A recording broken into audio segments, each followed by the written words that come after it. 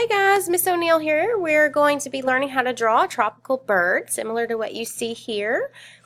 So get your pencil ready and we're going to start out by making what looks kind of like a letter C. So make sure that your C is pretty round and the bottom end of the line can kind of stick out a little farther. Put your pencil at the top of the C and draw a straight line back like making a lowercase e. But you don't go all the way, you stop and draw a line up, which is later going to become the bird's beak.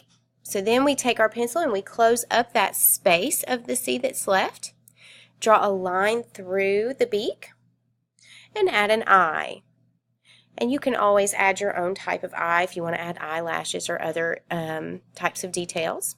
Add a semicircle for the bird's wing. Go directly under the eye and we're going to add some little bird feet or toes.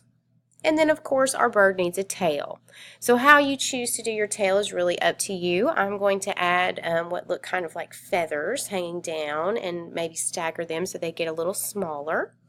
And then add the same type of feather to the bird's wing so that it kind of matches and has a little bit of repetition and continuity there in my design.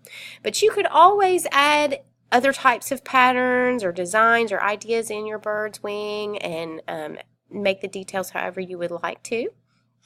And then a lot of times these birds have some type of plumage on top of their head, so I'm going to add some feathers there on top of the head and a few details in its beak. And I think it may need a few more details on its body also, so I think I'll just add a few of those repetitive type lines, maybe a collar, or looks like it kind of has a neck design there. And then of course our bird is sitting, so he'll need some type of a tree or branch to sit on, so you can just add kind of a wavy line there and give the appearance of a tree for the bird. And to fill our background space, it's a good idea to add some leaves and different types of foliage that you would see in a tropical environment or a jungle that you would find this bird in. And that gives it just a little bit of an environment that makes your picture a little more exciting, so it's not just kind of plain with just the bird. So I hope you've enjoyed drawing this bird today and that your bird turned out nicely. Please join us again for more drawing technique lessons. Thank you. This is Miss O'Neill.